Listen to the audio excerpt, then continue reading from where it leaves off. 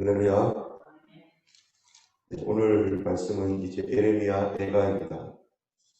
예레미야 애가라고 할 때 애가라는 말은 크게 소리를 높여서 운다라고 하는 뜻이죠. 예레미야가 이스라엘의 멸망, 유다의 그 큰 멸망을 보면서 큰 비통 가운데 크게 소리 높여 우는 내용이 그것을 기록한 것이 예레미야 애가입니다. 이 예레미야 애가는 단지 예레미야의 슬픔이 아니라 하나님의 슬픔이기도 한 거죠.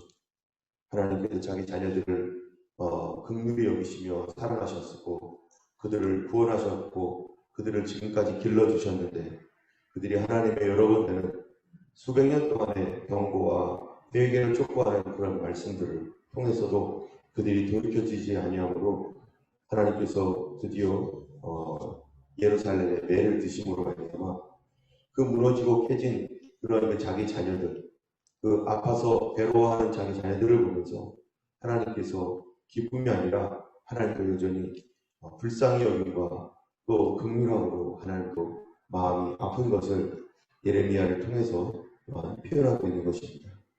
우리가 자녀들이 잘못할 때 또 부모님들이 자녀들을 또 어떨 때는 또 매로 다스리기도 하고 또 그럴 때 그 자녀가 아파하는 모습을 보면서 어떤 부모가 좋다고 박수치며 즐거워하겠습니까? 오히려 자녀들은 몸이 아프지만 부모들은 마음이 아프고 괴로운 것처럼 우리 하나님께서 예레미야를 통해서 하나님의 그 자녀들의 쓰러져 있고 정말로 비참하게 죽어가는 그 모습을 하나님께서 볼 수밖에 없는 그들에게 단 한 번의 긍휼도 베풀 수 없는 상황까지 가버린 그 자녀들을 보면서 하나님께서 괴로워하시는 거죠. 여러분, 예수님께서 십자가에 달리셨을 때 예수님께서 하나님 앞에 십자가에서 부르짖었던 것이 엘리 엘리 라마 사박다니, 아버지여 아버지여 어찌 나를 버리셨나이까, 어찌 나를 버리셨나이까 라고 하는 그 말은 하나님의 그 긍휼하심이 전혀 없는 그런 십자가의 그 고통, 십자가의 심판이라는 것입니다.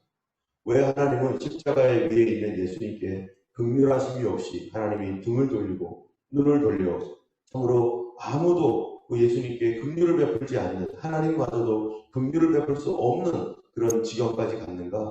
바로 우리의 죄악으로 말미암아 예수님께서 그 죄를 모두 담당하시고 그 주님이 십자가를 질 때 우리 주님의 심판은 바로 어떻다는 겁니까? 긍휼 없는 심판이라는 것입니다.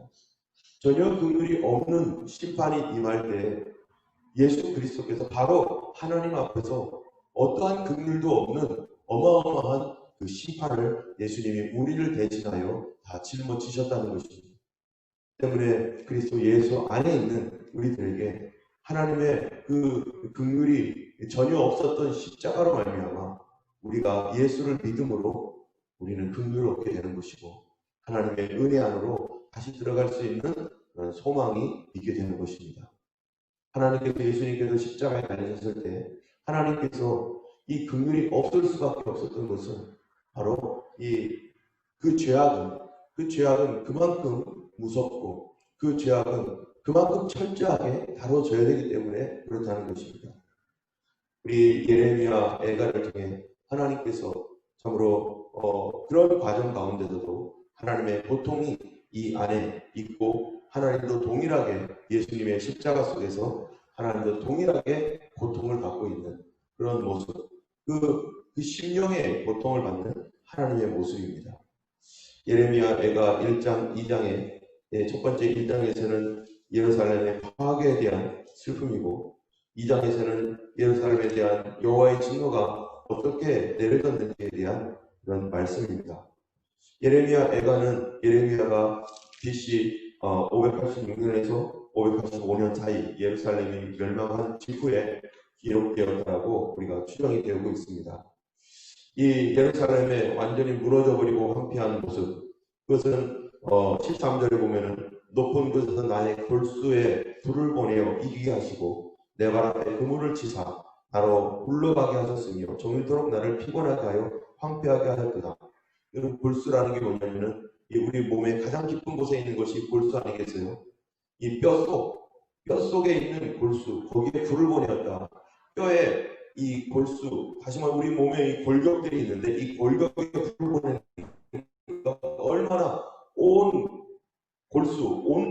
마디마디가 어떻게 되는 거예요? 불타는 것처럼 그 고통받는 것이고 불타는 것처럼 무너져 내리는 그러한 그 고통이라는 것입니다.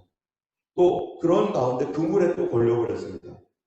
그물에 걸리는 것은 누굽니까? 짐승이 그물에 걸리는 거죠. 사람들이 짐승 취급을 받으면서 그물에 걸려서 끌려다니고 볼수는 지금 온몸은 지금 뼈 마디마디가 불붙는 것 같이 고통을 받고 있는 그러한 그 어마어마한 이 괴로운 상황이 예루살렘에 전개가 되고 있는 것이죠.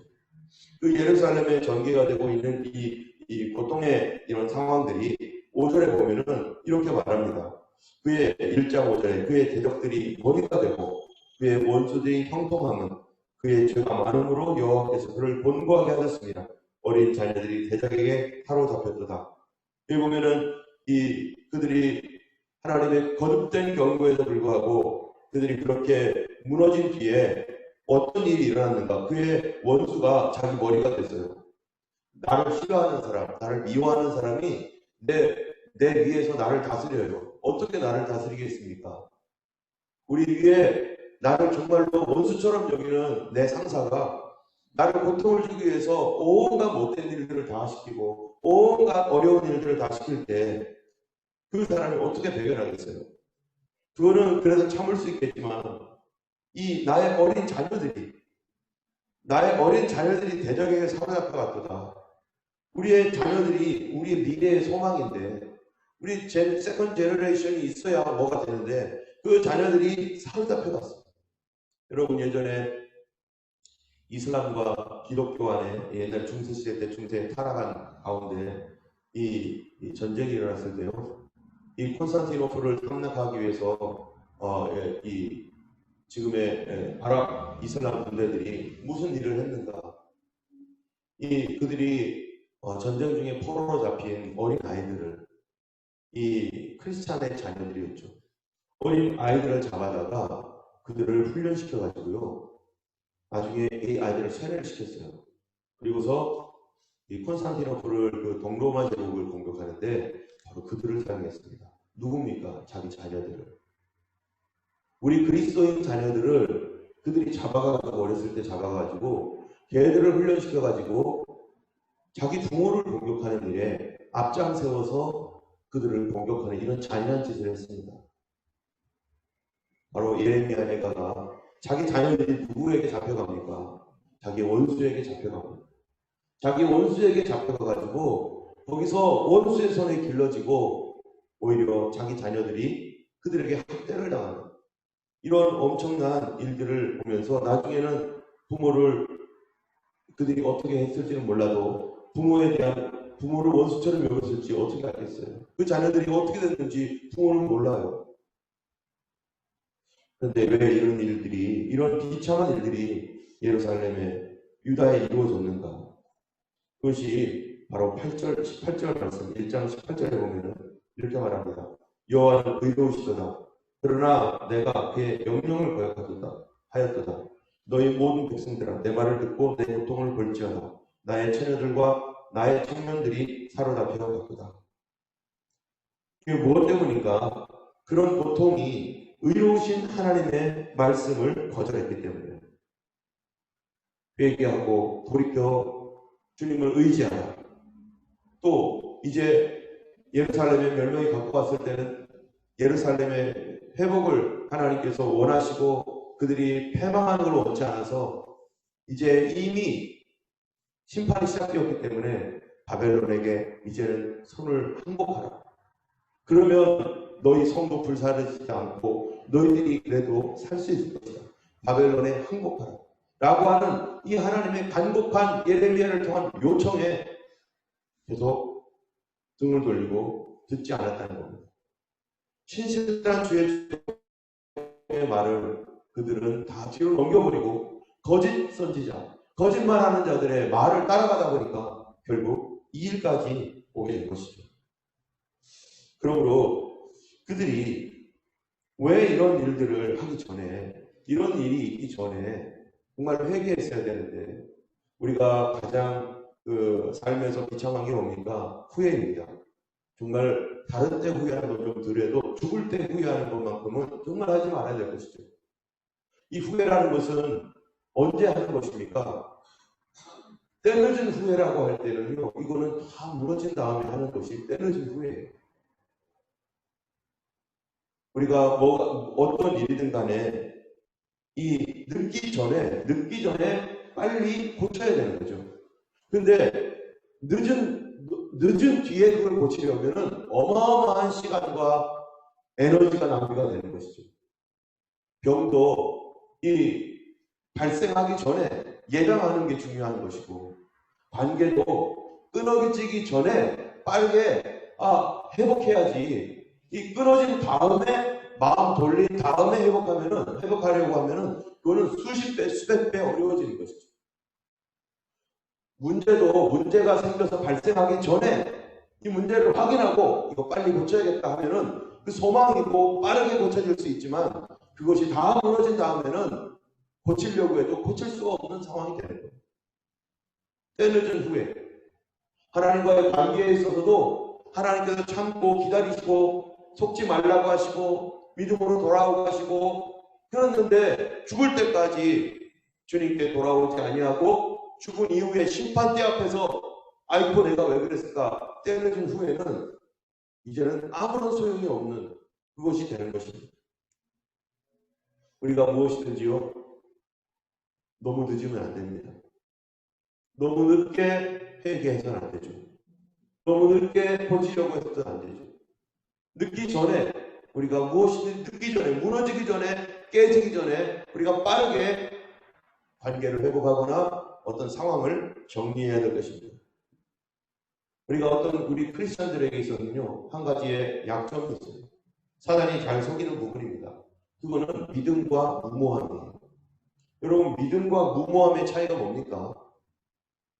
믿음과 무모함. 어떤 사람은 믿음으로 행한대요. 그런데 사람들이 볼 때는 무모해요. 어리석은 짓이에요. 어떤 사람들은 믿음으로 행한대요.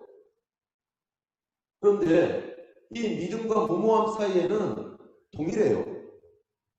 세상 사람들이 볼 때는 저 무모한 짓 하고 있구나, 저거 어떻게 저렇게 무모한 짓을, 말도 안 되는 짓을 하냐, 저 바보 아니야 라고 하는데 그게 믿음으로 되는 거가 있어요.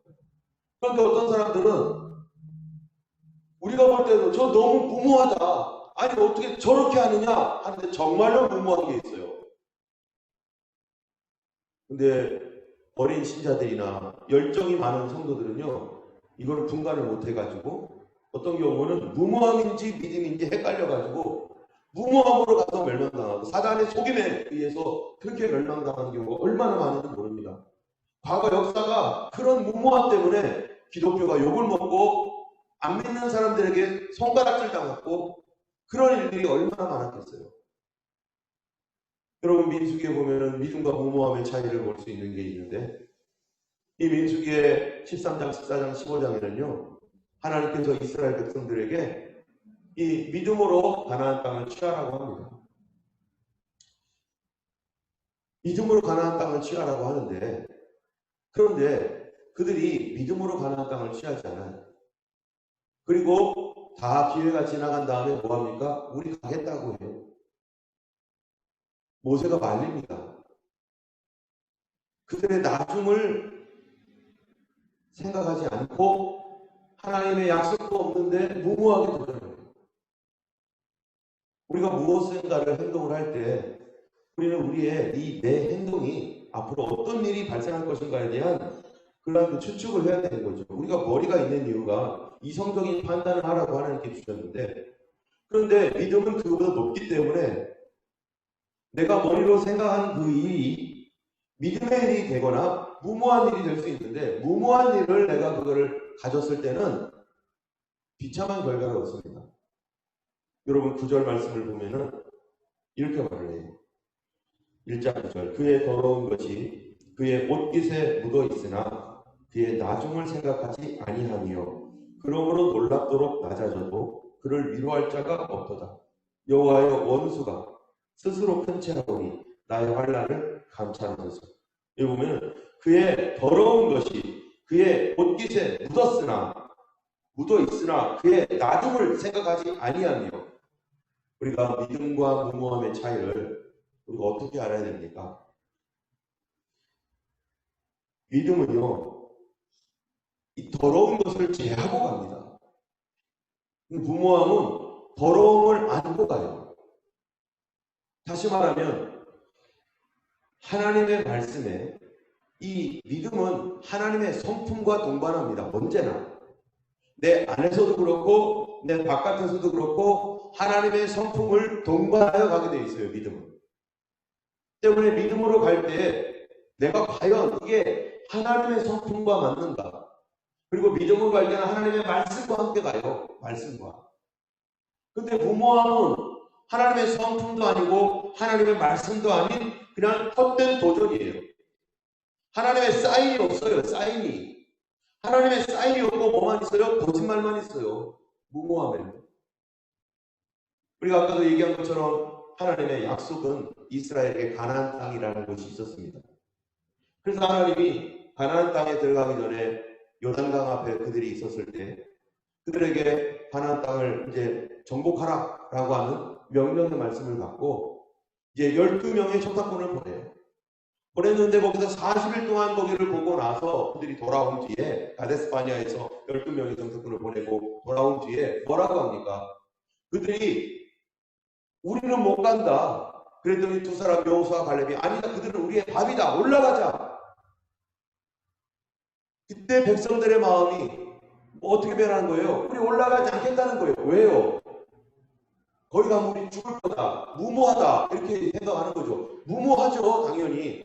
거기에는 산성이 있고 철벽거가 있고 거인들이 있는데 어떻게 거기 가는 것이 정상적인 생각을 갖고 있는 사람이라면 어떻게 거기 가겠어요? 그런데 그들에게는 과거에 어떤 사건이 있었는가? 이 하나님께서 모세를 통해서 10번의 재앙을 애굽에 내리시고 홍해를 갈라주시고 또 그 광야를 만나와 메추라기를 먹으면서 여기까지 왔는데 그 목적이 뭐였냐면 이 가나안 땅을 하나님께서 주겠다라고 했던 무엇 때문에 온 겁니까? 처음부터 약속이 있었어요. 처음부터. 그냥 막 온 게 아니에요. 그냥 거기 가서 그냥 살자 이렇게 온 게 아니라 처음부터 하나님의 약속과 뭐가 있었어요? 인도하심이 있었다는 거죠. 약속과 인도하심. 여러분 내가 무모한 삶을 살고 있는가 아니면 믿음의 삶을 살고 있는가를 보려면은 내가 하고 있는 그 일에 무슨 약속이 있고 두 번째 인도하심이 있는가 하나님의 선한 인도가 있는가 하나님의 선한 인도가 없다면 또 뭐예요? 가지 말아야 되는 거예요. 하나님의 사인이 없는데 왜 갑니까? 그런데 그들에게는 하나님의 사인과 인도하심이 있었어요. 그리고 그 안에는 믿음의 도전이 있었어요. 믿음의 도전이 바로 사람들에게 볼 때는 무모한 것처럼 보일 수 있죠. 믿음의 도전. 거기에는 반드시 하나님의 지금까지의 동일한 계속적으로 하고 있는 인도하심, 선한 인도하심. 그런데 그들이 그 인도하심을 거절합니다. 오늘 예레미야 대가에 보면은 뭡니까? 예레미야에도 마찬가지예요. 하나님의 동일한 인도하심과 메시지가 있었어요. 가지 말아라. 하지 말아라. 돌아와라. 그렇게 하지 않으면 멸망당한다. 뭐예요? 이것도 인도하심 아니겠어요? 잘못 가니까 이리로 오라고. 이리로 오라고. 그런데 그들이 갖고 있는 미신적인 생각이 뭡니까? 예루살렘에 가면 살 수 있어. 이제는 막판에 가서는요 이렇게 생각을 하는 거예요. 막 무너지니까. 그제서야 예루살렘에 가야지. 진작 했어야 되는데 진작 회개하고 예루살렘에 가서 성전 예배를 회복해야 되는데 이걸 진작 해야 될 거를 이제 하나님의 심판이 막 떨어지고 있는데 그제서야 아니야 이제 예루살렘으로 가자. 성전으로 가자. 거기는 살 수 있어. 그런데 이건 미신이었습니다. 무모한 것이었어요. 민수기에서 보면 똑같은 일을 하죠. 그들이 이제 못 가겠다고 다 여론이 다 끝났습니다. 그래서 누구를요? 뭡니까? 모세를 죽이겠다고 이제는 최종적으로 주의 종을 죽이겠다는 거예요. 여러분 주의 종과 원수 맺으면요 이 대책이 없는 거예요. 그 더 이상 어떻게 할 수가 없는 거예요. 그래서 죽이겠다고 막 돌을 던지고 있을 때 하나님의 영광이 쫙 나타났죠. 하나님께서 너희들이 잘못했다는 걸로 보여준 거죠. 한마디로 말하면 하나님의 영광이 쫙 나타나서 두려운 가운데 벌벌 떨고 있는데 그때 하나님께서 모세에게 말합니다. 모세야 이 백성이 거기에 들어갈 뭐가 없다는 거예요. 믿음이 안 된다. 거기에 들어갈 영성도 안 되고 믿음도 안 된다. 그래서 돌아가라 라고 말하고 백성들에게 돌아가라고 모세가 전해줍니다. 그랬더니 백성들이 어떻게 합니까? 또 거역해요. 아닙니다. 우리가 다시 가겠습니다. 우리가 다시 출발을 해서 그 땅을 정복하겠습니다. 우리가 잘못했습니다. 여러분, 너무 늦었어요. 회개도 이렇게 하는 건 회개가 아니에요. 그런데 모세가 아니라고, 하나님의 영광이 떠났으니까 지금 하나님의 말씀이 떨어졌다. 우리 돌아가야 된다. 이제 더 이상 하나님이 돕지 않는다. 사단이 너네들의 이 모든 그 발판을 점령해버렸어. 지금은 갈 때가 아니야. 지금은 그럴 때가 아니야 라고 하는데 백성들이 이제서야 정신을 차렸다고 하면서 무모하게 도전을 하여 아니라고 모세의 말을 거절하고 하나님 말씀 거절하고 또 전진합니다. 이거를 하루만 일찍 했어도, 단 하루만 일찍 그 일을 하나님께 순종하여 지금까지 인도해왔던 그 길을 쭉 따라왔기 때문에 그 흐름대로 계속 믿음으로 도전해 갔어도 그들이 그러지 않았을 텐데 하루 늦게, 어쩌면 1시간일지도 모르죠. 그리고서 올라가겠다고 백성들이, 성경에 보면 천천히 올라가리라. 다 올라가겠다고 하는 거예요. 그런데 이미 하나님의 말씀은 뭐였어요? 가지 말라였어요. 이제는 가지 말라. 이미 시간이 너무 지났다. 그런데 그거를 어기고 이제는 하는 게 뭡니까? 이게 무모한 도전이죠. 인도하심이 없습니다. 거기로 가면 무너지고 깨지고 부서지고 자빠질 것밖에 없어요. 가면 갈수록, 하면 할수록 그 일이 더 심해질 수밖에 없어요. 그런데 그들은 무모하게 갑니다. 여러분, 예전에 기도원에서 많은 사람들이 막 안수를 한다고 하면서 막 때리고, 이게 뭡니까? 성경에 어떤 그런 방법이 있습니까? 그런데 그런 일이 미신과 섞여가지고 하나님의 약속도 없고 인도함도 없는, 성경에 전혀 없는 것을 가지고 그들이 막 밀어붙이고, 그런데 하면 할수록 무너지는 거예요. 하면 할수록 더 깨져버리는 거예요. 우리가 하나님께서 우리에게 생각을 주셨는데 그의 더러운 것이 그의 옷깃에 묻어 있으나 그의 나중을 생각하지 아니하며, 우리가 하는 행동이 과연 믿음의 행동인지 아닌지는 우리의 이전에 하나님께서 우리에게 주셨던 약속과 그분의 인도하심과 그 과정 가운데 있는지를 자세히 확인하고, 그리고 나에게 주신 이 말씀도 계속 그 가운데 있는가를 우리가 보면서 우리가 가야 되는 것이죠. 아무거나 막 그냥 막 믿음이다라고 해가지고 무모하게 하면은 그거는 정말로 이 로우 레벨, 이 세상 사람들한테 짓밟히는 엉뚱한 것만 하는 거예요. 때문에 우리가 믿음의 큰 도전 앞에서는 정말로 그 인도하심과 사인을 하나님께 구하지 않고서는 가면 안 되는 거죠.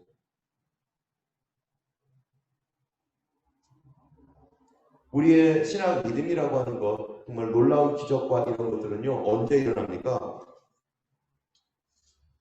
보통은 자연스러운 현상과 자연스럽게 흘러갑니다. 자연스럽게. 보통은 모든 게 자연스럽게.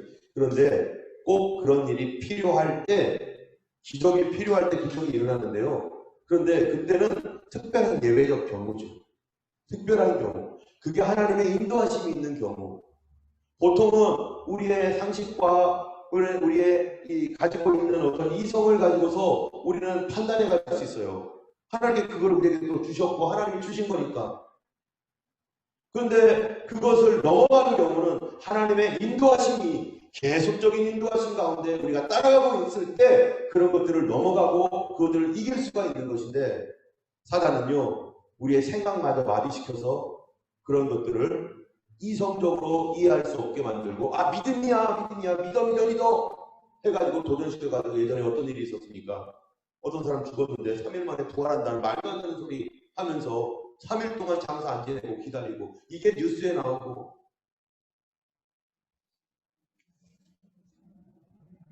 예레미야 애가서는요 이렇게 너무나 늦은 그렇게 했었을 때 하나님의 말씀과 흐름과 인도하심 안에서 했다면 그들이 그 회개하라고 하는 요청을 듣고 그들이 돌아섰다면 그들이 무너지지 않았을 텐데 때늦은 후회를 하면서 예루살렘에 다 모이고 그리고 성전에 다 모이고 그러다가 예루살렘이 공격받으니까 다 무너지고 이런 미신적인 신앙으로 계속해서 위험하고 어려울 때 하나님 의지할 때는 의지하지 않고 그 시간이 지나버렸을 때는 이제 피해야 될 때 피하지 않음으로 말미암아서 어리석은 백성이 되어버렸고 그리고 지금 예레미야 애가가 이렇게 고통스러워하며 외치고 있는 것입니다.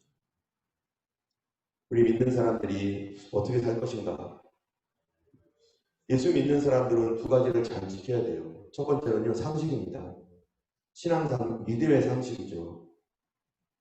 또 세상 상식도 우리가 잘 가지고 있어야 됩니다. 그것 때문에 우리의 몸과 지혜와 머리를 주신 거죠.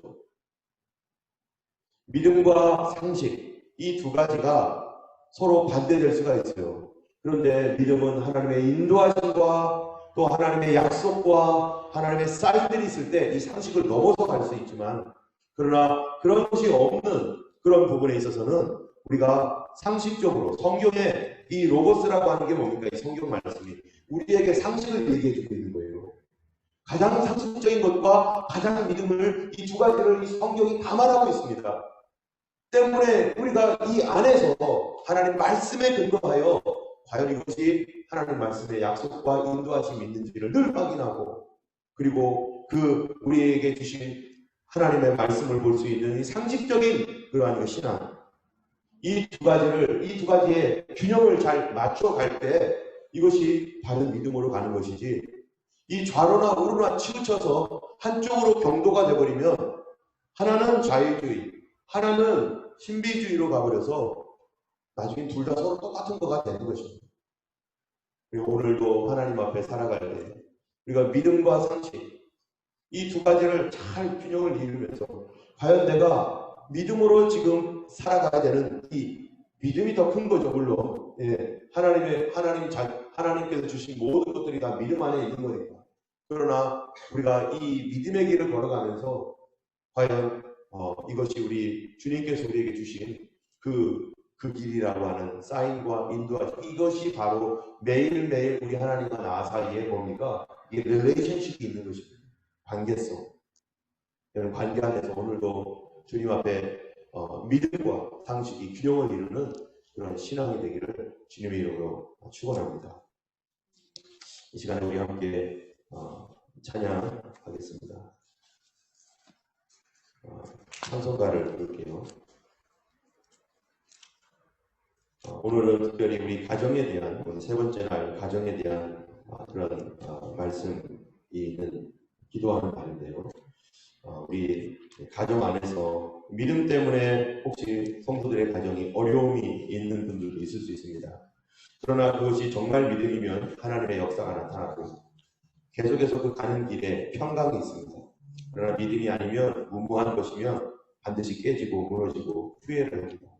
우리가 오늘 주님 앞에 우리가 겸손하게 낮아지고 엎드려져서 하나님 믿음의 가정이 되고 참으로 자녀들과 또 우리 가족들이 믿음 안에서 형통할 수 있도록 하나님 우리에게 끊임없이 하나님과 교제하며 지혜를 갖게 하여 주시옵소서.